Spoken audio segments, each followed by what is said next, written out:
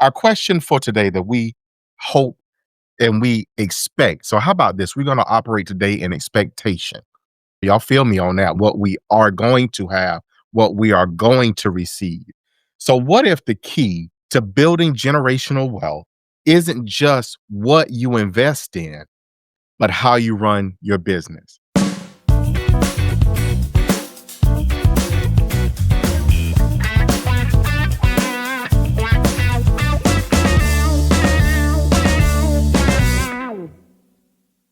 Good morning, great morning, guys. Welcome to another fabulous episode of Exit Strategies Radio Show.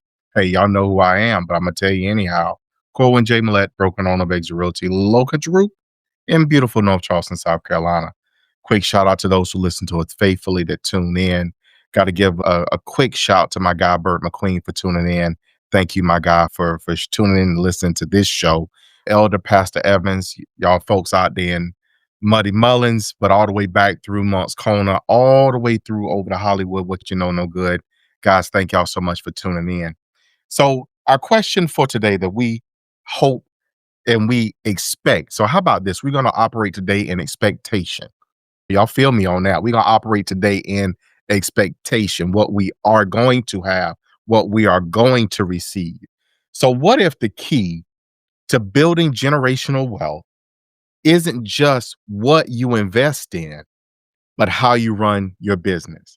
So I'm super excited because today, our guest today, using this mantra, transformed his life. Now he helps others by doing the same with a framework that builds more than just profit.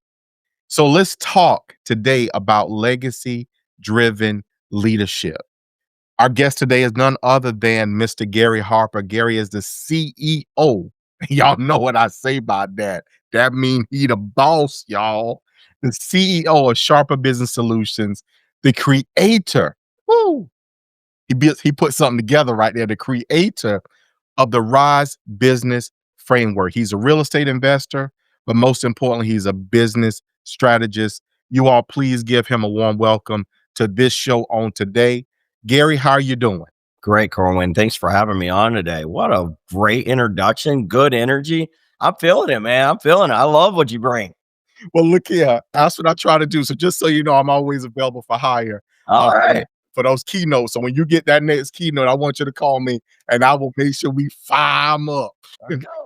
Well, I've been on stage in Caesar's Palace before and not been introduced with that level of tenacity and energy. That's good stuff. Well, look here. Please pass me around. Treat me like Halloween candy and give me out.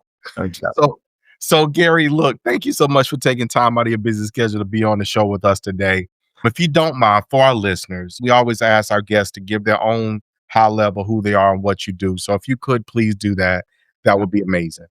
Let's take a short break. You served your country with pride. Now it's time someone serves you. At Country Boy Homes, we believe every veteran deserves a safe, beautiful, and affordable place to call home.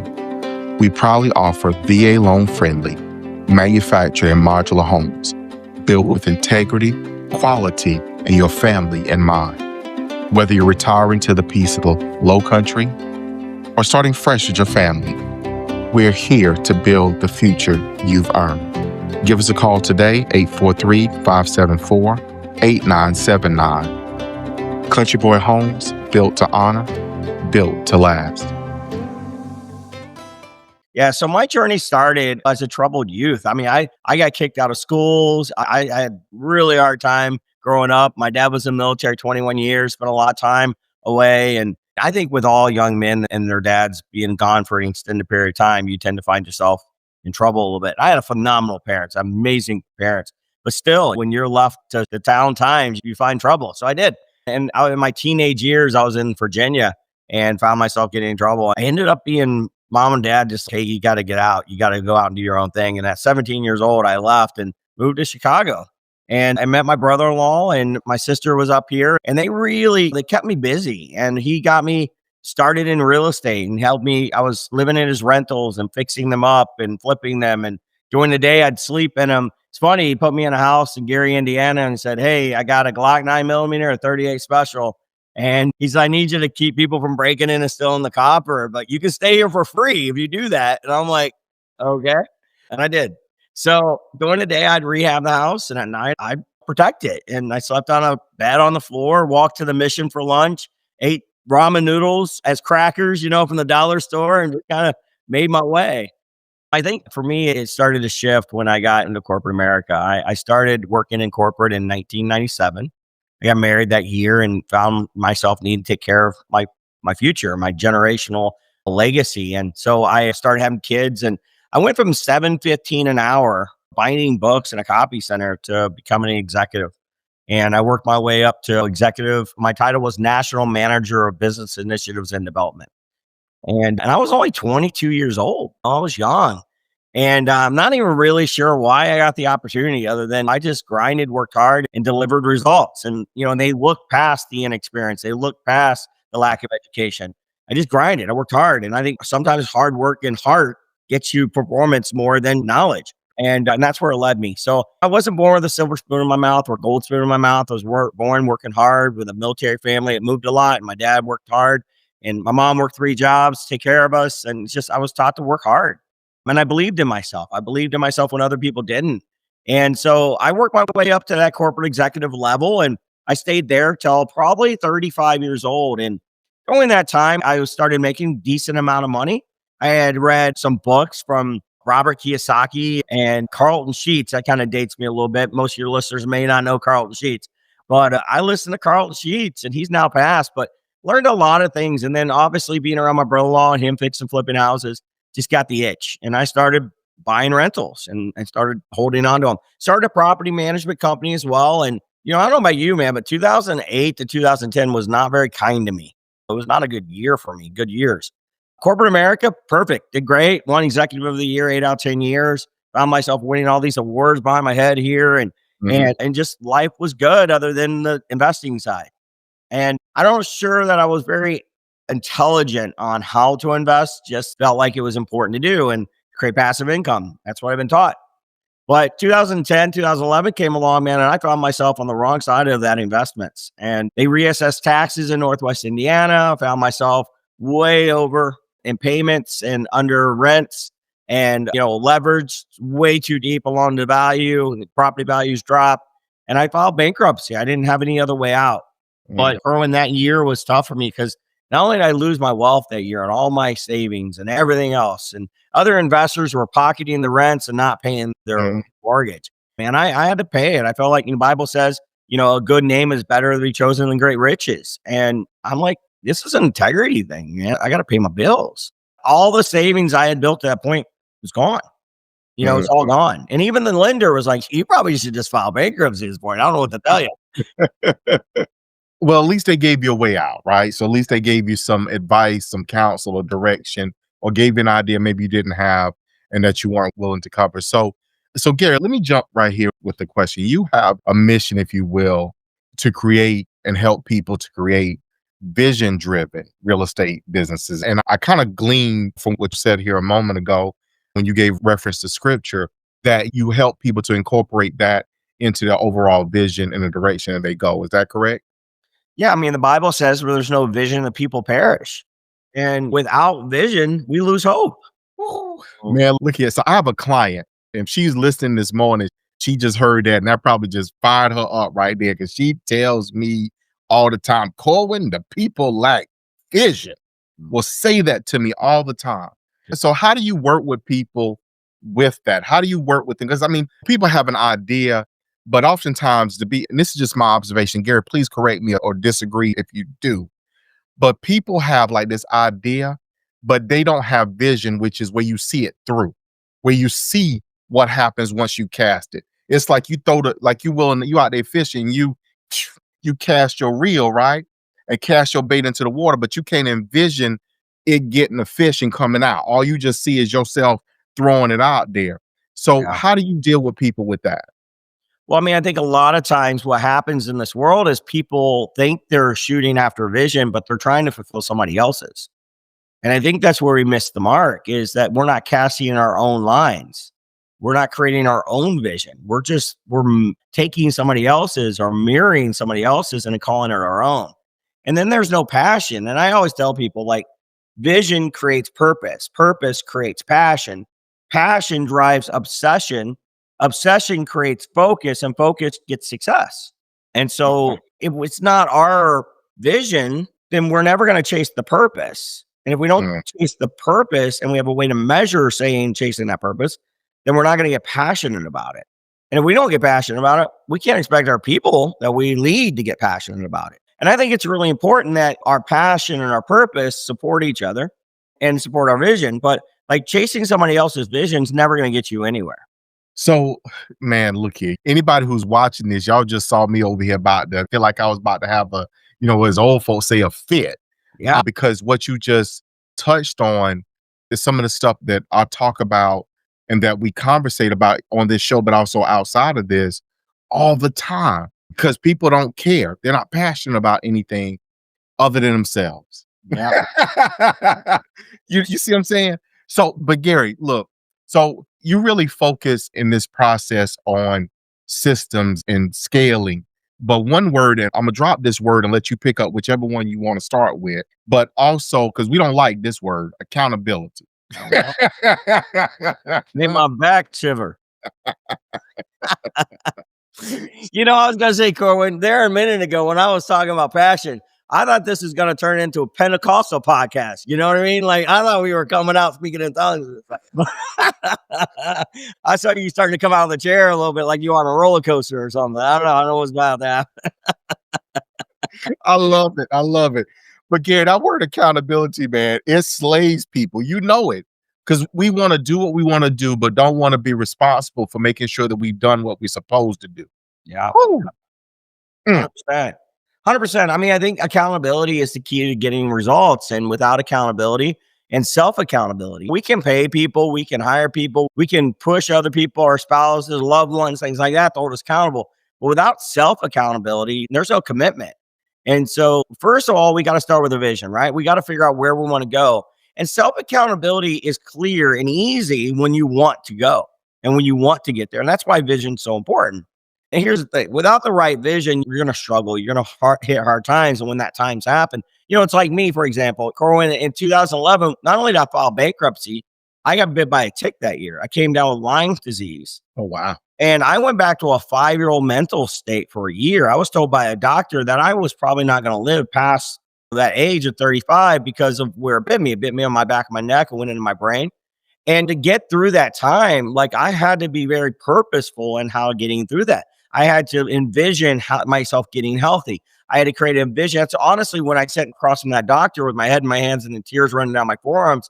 I thought to myself, oh, dear God, what did I do with my life? And I said, God, what's my purpose? What's my purpose? What's the vision? What do you have planned for me? And I sat there thinking to myself, oh, dear God, if you give me my life back, I'll give it back to helping other people. And that's when it was born for me. And here's the thing, when that kicked in and that passion showed up, I become obsessed. I become obsessed in a good way. I think obsession can be good and bad, but in the good way, because the obsession was driving me towards my purpose. Because of that, I got laser focused. And that's when accountability shows up. And not just in business. Accountability, it spans all aspects of our lives, right? And so not too long ago, I lost both my dad, my mom. And on my dad's final words, he says, Gary, this COVID stuff, it's not going to be kind to you if you get it. And he says, listen, I need you to make me a promise. You need to lose some weight. In the time, Corwyn, I was 320 pounds. I was a big boy. And I'm only 5'7". So you imagine, I was a pretty big boy. And I was not in good shape. And he says, Gary, I need you to promise me. Being in the military 21 years, he was like, hey, you need to take care of yourself. And part of the framework that I created for Rise kind of came from that vision of how do I lose weight. And here, I'll give you an example. So in systems of Rise, because Rise stands for resources, inspiration, systems, and engagement. In the system aspect, that's where we create sustainability and accountability, right? And one of the ways we create accountability is in results, in metrics. Metrics tell us a story. I always say numbers don't lie, people do. And so like numbers tell us a story. I went to my doctor and I said, hey, I'm losing weight. I'm feeling good. I'm doing better. And he says, oh, good. Let's see what the scale says. She ain't lost no weight. I'm like, oh, okay. Well, it was an accountability moment. He said, well, let's get your blood work done. Maybe you're doing a little bit better there. Maybe the weight's not coming off yet, but I'm doing better. Got my blood work done. Came in a couple of days later. And he says, Gary, why are you lying to me? I said, what are you talking about? He says, you said you've been eating better. I said, I am eating better. He says, your A1C is 7.4. Ain't no way you're eating better because that A1C would be under the 6. And I was like, all right, well, I mean, numbers don't lie. And what was that? It was accountability. So I'm like, all right, well, these are results of my efforts. So what do I need to change? I need to change my purpose. I need to change my vision. Like I need to be more intentional here about achieving this weight loss goal. And so what I created was the first KPI, which is called what I call my key purpose indicator. It's like, how do I measure my purpose? My purpose is getting healthy, living a long time, longevity. Well, the only way to do that is to live a long, healthy life, right? So then I created my profit indicators. My profit indicators were my gain. What do I need to gain to live a long life, to fulfill my purpose? Well, I need to gain healthy blood work. I need to gain my numbers, and my blood work need to show that I'm gaining health. Then I built down to my performance indicators, right? My performance indicators, the scales got to come down. The lifting weights got to go up. I got to get the results, which is performance. But then I built down on what I figured out was probably the most critical KPI to accountability. And it's called the process indicator. Every day we perform and do things, we conduct processes every day, whether it's taking a bath or walking or drinking water or whatever. And those processes drive us to the performance that gets us the profit, the gain that gets us our purpose. And so I built down properly from purpose, the gain, profits, down to performance, down to process. And so every day I had to eat 180 grams of protein. I had to have 100 grams of carbs. I had to have 75 grams of fat, and I had to have a gallon of water or more. I had to have 100 ounces of water. I also needed to walk 10,000 steps a day. These are daily tactical process indicators. And here's the thing. If I don't do those every day, then I know that I'm not creating accountability. Your business is no different, Corwyn. It's the same thing. You have a purpose for why you started it. Every business starts with what I call the 3 Ps. You have a passion. You have a product that makes profits. Those are your 3 Ps to every business. But from that, you got a purpose. What is our purpose? What are we trying to accomplish in this business? And maybe that purpose early on is just making you some money, man, so you can stop working that job. True. And that's okay. I always say there's 2 purposes for our business. It's either leave a legacy or to make money. That's the only 2 reasons why people start a company. But that purpose has to be defined, and then we have to measure it. When I first started my investment and looking for that exit strategy for myself in life, I needed to be at $4,955 a month in passive income. That was a long time ago, by the way. And it's probably a little higher these days, right? But it was a while ago, right? And so I needed to be at that to create freedom. Now, that number's higher now. Mm-hmm. But I had my freedom mark. Then I had my $12,000 healthy mark. Mm-hmm. And I had my abundant mark, which was $20,000 a month of passive. Mm-hmm. And that abundant mark allowed me to live abundantly and give back abundantly and give up my life. And I always tell people life, it's an acronym. It stands for labor, influence, finances, and experience. I want to give up my life to help others. My labor, my influence, my finance, and my experience. And so that's what my purpose indicator was. And so your listeners today, they need to have that mark. They need to have that thing they're driving towards that fulfills the life purpose. That's the vision. But we ain't going to get there without the accountability of it. So now we have to have a gain. We have to have profits. How much money do I need to make in order to cash flow $4,900 some a month to give me my purpose? And then from that, I had to look at performance. How many properties do I need to own to create the cash flow, $300 a door? That gave me my gain. That gave me my purpose. But then down to process. What do I have to do every single day to fulfill my performance, to give me my gain, to give me my purpose? And part of that was every day. It was like, how many properties do I need to look at every single day? How many properties do I need to put on contract every single week to give me my performance? How many profit per door do I need to have in order to give me my cash flow? And can I hit my purpose indicator of $5,000 a month? And once I figured out that equation, accountability became simple. And I think that's the key. It starts with the vision to create passion, create a session, to drive focus, to get success. But then you have to build down to that accountability. And then you have to want it bad enough to hold yourself accountable to getting it. I've already run a 5K this morning before we talked. I got out, ran. Why? Because I got to fulfill my purpose. I love it, man. I love it. Don't touch that dial. In the second half of our conversation, Gary gets real about the paralyzing power of fear and how to replace it with knowledge. He'll break down his 3 pillars of purpose to help you find your true calling and explain the oxygen mask principle, why you have no right to lead others until you've mastered leading yourself.